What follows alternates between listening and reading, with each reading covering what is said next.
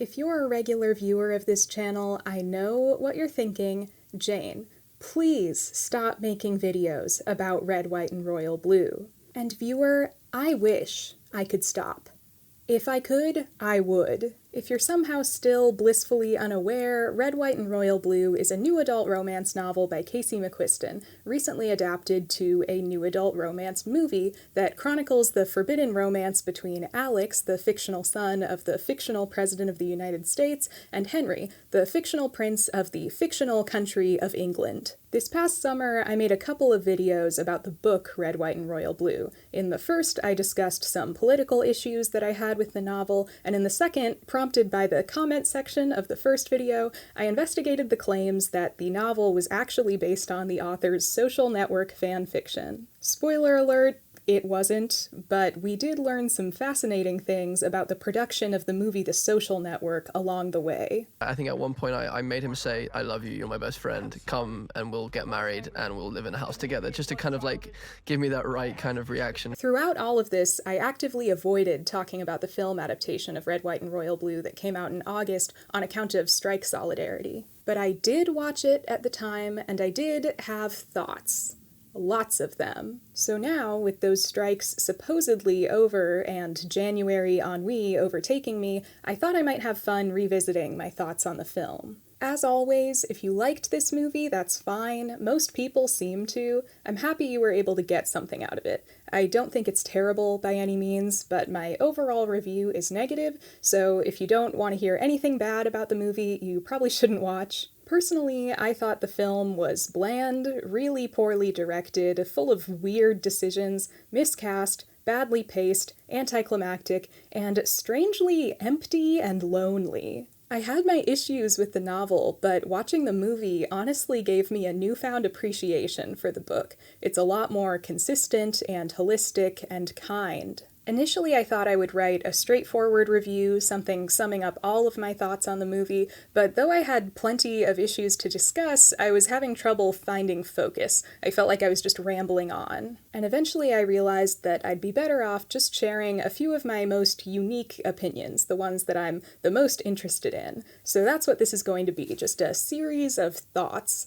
not necessarily in any order. By the way, I'm starting a Patreon. I'll say more about that at the end of this video if you're interested, but the main thing I'll be offering on there is bonus content like behind-the-scenes updates and even never-before-seen excerpts that I've cut from videos in the past. There's even going to be a section from this video that's exclusive to Patreon. So if you like things like that, or you want to support me, you should check it out. Link in description.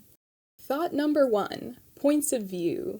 The film adaptation of Red, White, and Royal Blue makes many changes from book to film, and while deviations from the source material are of course not always bad, I would say that most of the adaptational changes in this movie are misguided. One of the changes that I think is the most detrimental to the storytelling is the decision to alter the points of view through which we see certain events in the film. The book exclusively shows us Alex's point of view. He's the only character whose thoughts we hear. We only know what he knows, and we only see what he sees. And this facilitates a lot of the drama and tension in the story. Henry is this kind of guarded, mercurial person, and at various points in the book, being right alongside Alex, not knowing what Henry's thinking or how he's reacting to certain things, adds suspense and urgency. It's really essential to our experience of the events of the book. So it's strange that in the movie, we occasionally just cut to Henry and see exactly what's going on with him and exactly what he's thinking and feeling, and it completely shatters any tension or intrigue that the story could have had. There are two sequences in the movie that I think illustrate this problem really well. The first is the big moment of conflict in Alex and Henry's relationship, where they've been vacationing at Alex's family's lake house. Is it really a young adult or new adult romance if it doesn't include a lake or beach house? They're at the lake house, and Alex starts to express wanting a little more out of this relationship, wanting to make it more official and more permanent, and that freaks Henry out because he believes that his royal life will never allow that, so he immediately flees the country and ghosts Alex. Now, in the book, like I said, this is all the more dramatic because we can't see Henry's side of it. It's almost like we experience the ghosting with Alex. We're cut off from that character, and there's tension because we don't know exactly why he did this or what he's been doing in the meantime. In the movie, as soon as this happens, we shift completely to Henry's perspective. We see every step of the journey home. During which, I might add, they're playing an indie girl cover of the song If I Loved You from the musical Carousel, which is just one of many baffling references and allusions in this movie. Time and again, I would try to say... I know it's a beautiful, famous song, but I personally think that if you're going to include interpolations of other work into your work, it should be thematically relevant to the work at hand. So I guess what I'm saying is, I personally would not have chosen to use any songs from Domestic Violence is Okay, the musical, in my film adaptation of Red, White, and Royal Blue. Anyway, after this montage, we get a scene of Henry talking to his sister, and he just tells her everything he's thinking and feeling. I felt myself getting too close, and I didn't want to break his heart. I wonder if what we do has any meaningful impact on people's lives. Do you love him? What difference would it make if I did? I think this movie has a big problem in general with overwriting. Many scenes that are supposed to be emotional just have characters talk and say exactly what they're thinking, which I don't think was a problem in the book. The dialogue felt much more intentional and purposeful there. In the movie, someone always has to be describing everything, and it takes away so much from the drama and the romance. I flew across an ocean. I stormed a fucking castle to look you in the eye and tell you that I love you, knowing that you wouldn't say it back. So no, Henry. In fact, this is costing me everything. If this is over, I at least deserve to know why. For Christ's sake, Alex, for what? I wish you could see me for who I am and not who you want me to be. Moments like these would be more effective without all this dialogue. This movie did not have to be 2 hours long. But especially in this sequence, hearing and seeing everything going on with Henry not only saps the sequence of any tension, it also makes us less connected to our protagonist, Alex. The movie feels more interested in Henry than it is in Alex, and that's a problem. Alex doesn't feel as active or relatable as a character anymore, because we don't stick with him like we do in the book. He doesn't drive the action as much anymore, and we're not really privy to his inner world anymore. The other moment that really puts this problem on display is the sequence where Alex and Henry are outed. I would say this is supposed to be the most dramatic event in the entire story, and in the book, it's understandably a really big deal. There's more in the book that leads up to this. First, someone leaks pictures of Henry at Alex's hotel, and the family actually covers this up by staging a fake relationship between Henry and Alex's sister, June. And then a more compromising picture of Alex and Henry specifically gets leaked along with all their emails to each other, so that's the real breaking point when the truth is out for good. The movie, of course, has cut out the character of June, and I can understand cutting some of this storyline for time, but I will say removing the lead-up doesn't help the movie's lack of drama or tension. Then, the picture thing has been removed as well, so it's all been condensed into the emails being leaked, which is fine, I guess. But the main problem is that this entire thing happens exclusively from Henry's perspective. Your emails to Alex have been hacked. They were posted overnight to Reddit. Again, in the book, there's a lot of tension in not seeing Henry dealing with this. I mentioned Henry's character in the book. There's a lot of emphasis there that he's kind of a fragile person who struggles with his mental health and gets into these stormy moods, and so during this really stressful, traumatic event, there's that fear that he could be taking this really badly, and you, the reader, along with Alex, feel that tension. It's also just good protagonist stuff. Like, in the book, when this happens, we see Alex have to immediately go into crisis mode with his family. He doesn't even get a moment to process this. He just has to go into all these meetings, have these parts of his life dissected by the White House staff, and then, when he finally gets a second to breathe, he, completely breaks down. Not only does none of that happen on Alex's side in the movie, nothing like it even happens on Henry's side. Henry gets the news that his compromising emails have been leaked, outing him as gay to the entire world and potentially ruining his life. And he's obviously not happy about it, but he also doesn't seem that upset. Are you okay? No. No, I'm not okay. Later on, Alex finally gets to talk to Henry on the phone, and Henry says he's not okay, but nothing in the movie thus far has communicated that. After seeing Henry react to the emails being leaked, we cut to Alex, the first time we're seeing his reaction to this horrible event, and he's just kind of shaking his head in mild disappointment while watching the news about it. Good job, guys. Great drama. Then we cut straight to him giving his White House press conference speech about this, and it's a lot worse than the speech in the book. It's a lot cornier and seems tonally completely out of place for a speech from someone in the presidential family. I'm not trying to be pedantic. I know this whole story is fantastical and unrealistic to an extent on purpose, but you can make the overall impression more convincing by ironing down these details. And I know that because it is more convincing in the book. On top of all that, this entire sequence is really short. What's supposed to be the main crisis of the story, where the characters are at their lowest point, all of that, and Alex's speech, and Alex going to England to meet back up with Henry, happens in about 7 minutes, and then it's back to fluff. It's just all very poorly constructed. And it's strange because they had the template of the book right there. They probably thought that making the movie was the perfect opportunity to show us more of Henry's perspective, but I don't know, the way they went about it totally ruins a lot of what makes the story engaging. The book's not perfect, but compared to this movie, it's clear that McQuiston is at least a very competent writer who knows how to tell a story. The director and co-writer of this movie, Matthew Lopez, is a playwright who's written a lot of critically acclaimed work. I don't doubt that he's a good artist and writer, but I wonder if he was the right choice for this particular project, especially since, from what I can tell, he'd never directed before, not even on stage. I'm not even going to get into this because I think I'd get into rambling territory, but a lot of the problems in the movie come down to direction. The performances are misguided, the blocking and camera work are stagey, the dialogue is stilted,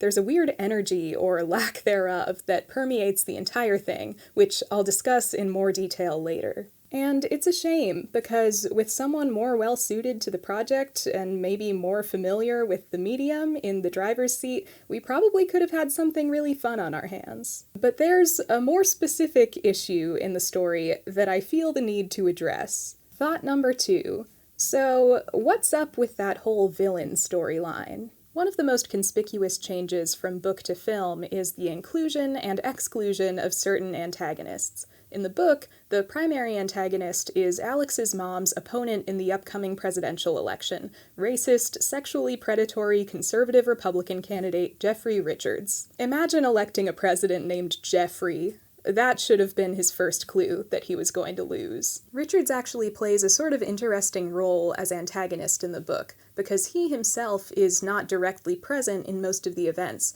Instead, his villainy appears at first to manifest in Alex's family friend, Senator Raphael Luna. Luna is young, progressive, and openly gay, and as such, Alex looks up to him and considers him an important mentor figure. But in a twist, partway through the novel, Luna announces that he is partnering with Jeffrey Richards as his running mate, meaning that Luna has betrayed the family and switched over to the dark side. This subplot provides a lot of conflict in the book. Alex doesn't understand how or why his progressive gay political hero would sell out to the conservative ghouls in Congress. But of course, there's a twist within the twist. We eventually find out that Luna was in fact a double agent, having essentially gone undercover on Richards' campaign in order to expose Richards for his predatory behavior, of which Luna reveals he was a victim early in his career. So, is this storyline perfect?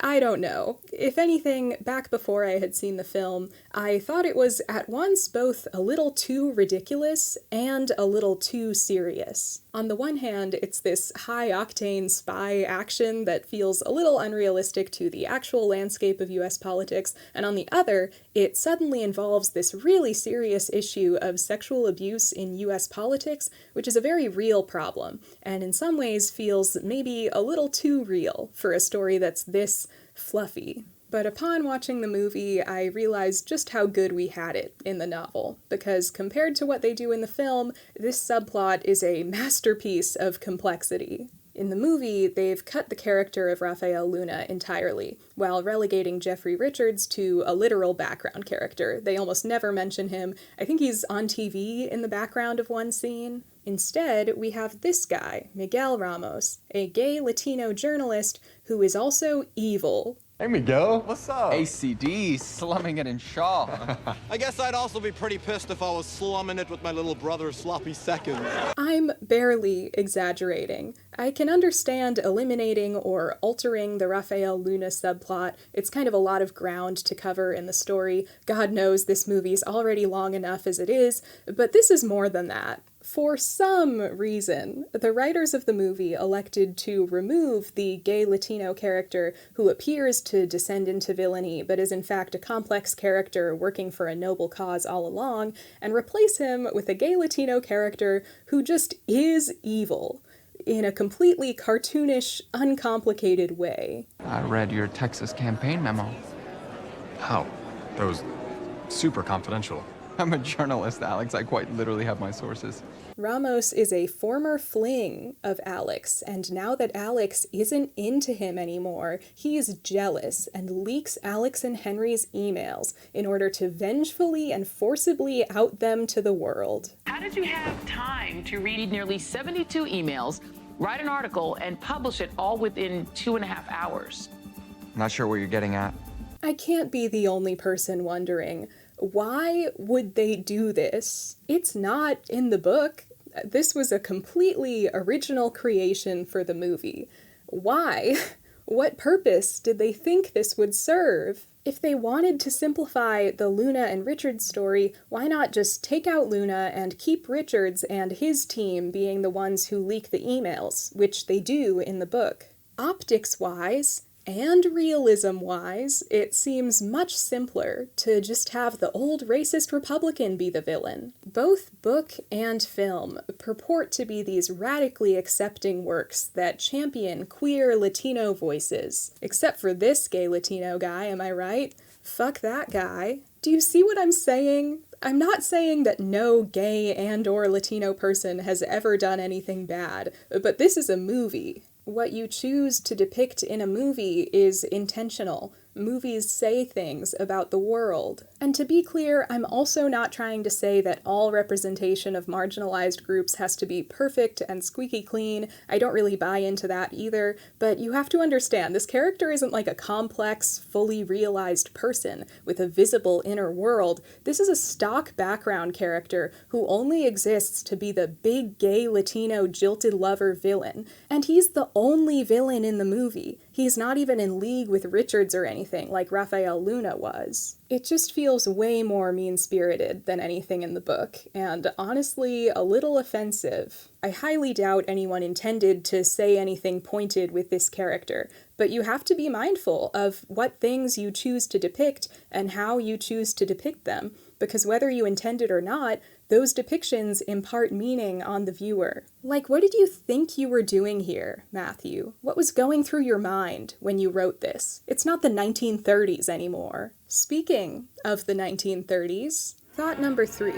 Kissing into the void, the Lubitschean emptiness of Red, White, and Royal Blue. The entire runtime of the Red, White, and Royal Blue movie is haunted by a palpable sense of emptiness, distance, and solitude. There's something about the space occupied in this movie that just feels a little off. Where is everybody? There are people in the background of some scenes. We see them around our main characters sometimes, but they don't quite feel real. It's like they're part of the backdrop itself. It's hard to describe exactly what I mean, but I think it's a result of the following. For one, the film has cut certain characters from the novel, chiefly the aforementioned Raphael Luna, but also Alex's sister, June, who was a pretty major character in the book. This doesn't seem like it would be that big of a problem. It doesn't affect the story very much, but with those characters absent, I think it does serve to make the entire world of the film feel that much more empty and isolated.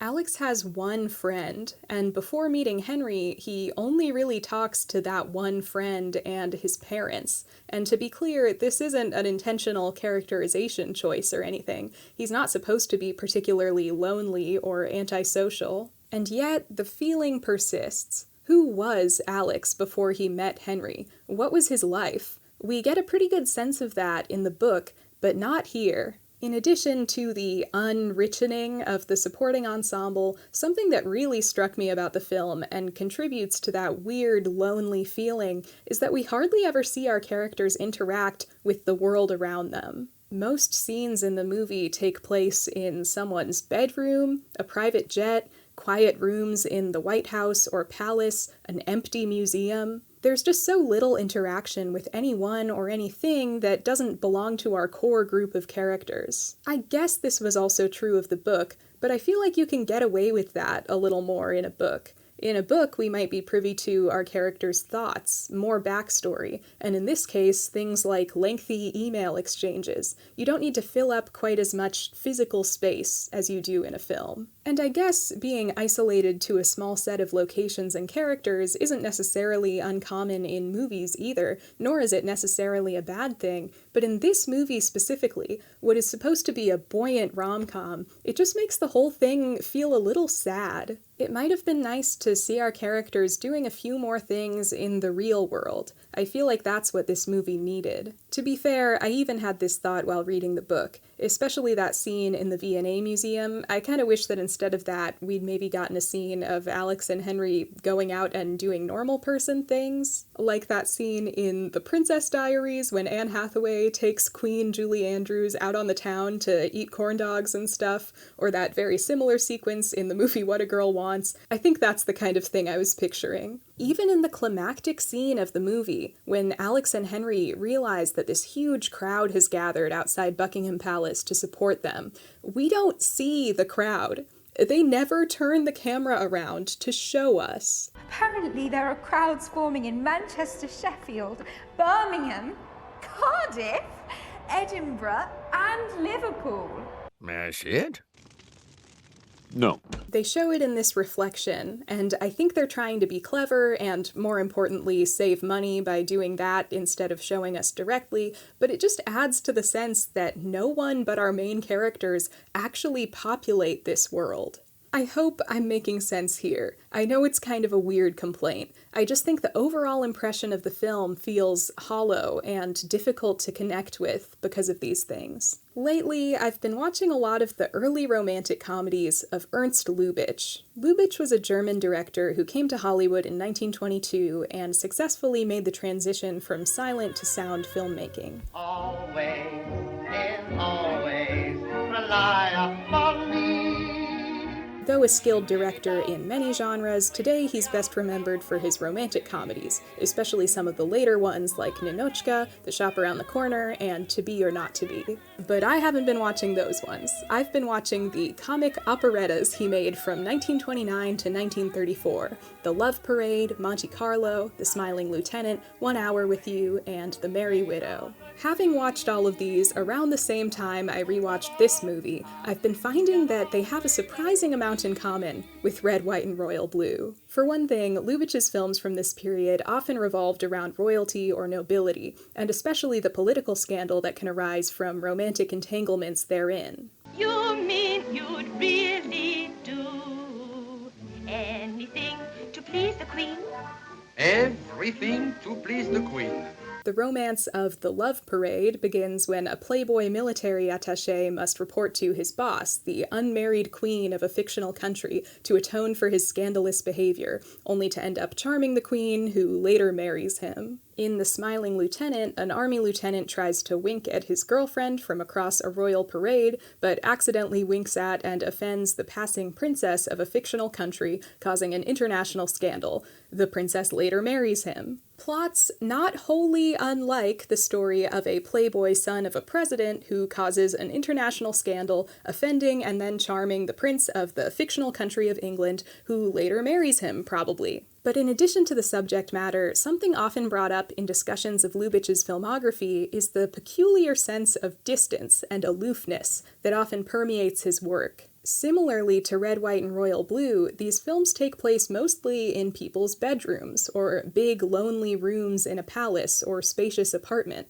Main characters rarely leave their properties or interact with people other than each other. James Harvey refers to these as boudoir films in his book on the early romantic comedy in Hollywood to describe the cramped, isolated atmosphere of these musicals. So much of the drama takes place in the heroine's boudoir. Listen to this excerpt from Harvey describing the style of the Love Parade. But Lubitsch's relation to spectacle and to big-budget effects has become by this time rather curious. Not only are his vast sets used mainly to diminish and isolate his characters, even when he fills those sets, he seems oddly remote from the effect that results. He shows us the great wedding procession with all the involvement of a tourist taking snapshots, now from this angle, now from that, with no kinetic relation to the spectacle itself. The sequence is a clear instance of something that was to become more and more a feature of Lubitsch's work in the sound period, a kind of alienation, a dry, chill distance from his own biggest effects. To me, this dry, chill distance is also overwhelmingly present in Red, White, and Royal Blue, this strange reluctance to really get in there and connect us to the characters. On a very basic level, have you noticed how few close-ups there are in this movie? I feel like every shot is medium or long. Even in romantic, intimate scenes, we hardly ever get up close and personal with our actors' faces. The same, from what I've observed, is true of these Lubitsch films. But despite their similarities, there are several big differences here, obviously. Lubitsch's films have music, they lack the modern, inclusive element, and, of course, unlike the Red, White, and Royal Blue movie, they're genuinely charming and funny. The food in Paris is very, very good. And the ladies?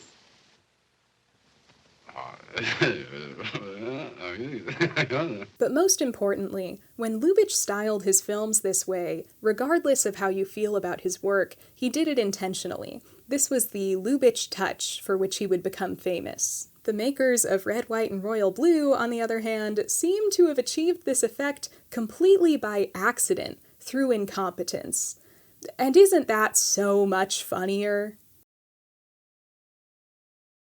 Well, I hope you all agree with me and have nothing but praise for my 100% objectively correct opinions. I hope that if you liked the movie, I've given you something to think about, and I hope that if you didn't like the movie, maybe I helped you articulate why. Sorry I've made so many Red, White, and Royal Blue videos. This is probably the last one, but no promises. After this, I'm finally getting to work on the last video in my Teen Wolf series. I had been planning to do this big, heavily researched video before that, but I accidentally made the scope way too big and it wasn't feeling that fun anymore, so I decided to put it on hold for now. That's about it for this video. Thanks for watching. Now I'm gonna talk about my Patreon. I've had some people ask me over the years if I have a Patreon or recommend that I make one, so I'm finally doing it. I think it's going to be a lot of fun. Right now there are 3 tiers: Lifetime Lovers, Degrassi Alumni, and True Alphas. The main perk is that I'm going to be posting things like behind-the-scenes looks at what I'm working on, whether that's updates, bibliographies, or filmographies, or little things I've found while researching and want to share. And, like I said in the intro, I've also put together some bits that I've cut out of videos in the past. Sometimes there's an excerpt, maybe even an entire section, that I end up cutting for time. I usually call this the video excess, and I thought it would be a fun idea to share those excerpts on Patreon. I definitely have excerpts from my first Red, White, and Royal Blue video, from my Teen Wolf video, and I even recorded an extra section of this video exclusively to put on Patreon. I don't know if I'll do that for every single video in the future, but definitely some of the time, and obviously whenever I end up having one of those sections that I want to cut for time. I also often have multiple options for video thumbnails and titles, and I'm planning to use the Patreon for that purpose too. In the future, whenever I need help deciding, that's something that patrons can vote on. I've seen other YouTubers do that, so I'm doing it too. If you're wondering why I'm doing this, or just to be fully transparent, obviously I took some sponsorships last year, and I have nothing against the brand that I worked with, like I stand by having done it, but doing a lot of ads for several months in a row really made me realize that it's just not always something I love doing. I'm not saying I would never do a sponsorship again. It's very possible that I will, and I can't complain. But especially doing ads for the same brand over and over again, it got to a point where like sitting down to write an ad read or record one would make me feel kind of embarrassed and guilty. Even though I am fine with the idea of sponsorships, I just personally don't love having to sell things. I could never be a traveling salesman. And also, that work is just a little unpredictable. I never know when or if I'm gonna be contacted with opportunities like that, or how long they'll last. And of course, on the YouTube ad revenue front, that can be super inconsistent and unreliable, especially doing something like movie and TV reviews where you can get copyright claimed really easily. So for that reason, I'm feeling like it's time to look for a more steady way to support these videos. All that being said, I also want to say that I don't feel entitled to your money at all. I'm very cognizant of the fact that I provide a product for free, and you already pay for it by watching ads, right? So if you want, you can choose to support me further on the Patreon, but I want to emphasize that if you don't feel like you can do that right now, or for whatever reason you'd rather not, that's fine. And you're honestly already supporting me a lot just by watching these videos and sharing them and telling your friends. I really appreciate you being here at all, and all of your support over the last few years. I never thought that it would get even to the point it's at now, so I really appreciate it. That's all for now. Thank you. I've got to go start shifting back into wolf girl mode. Sayonara.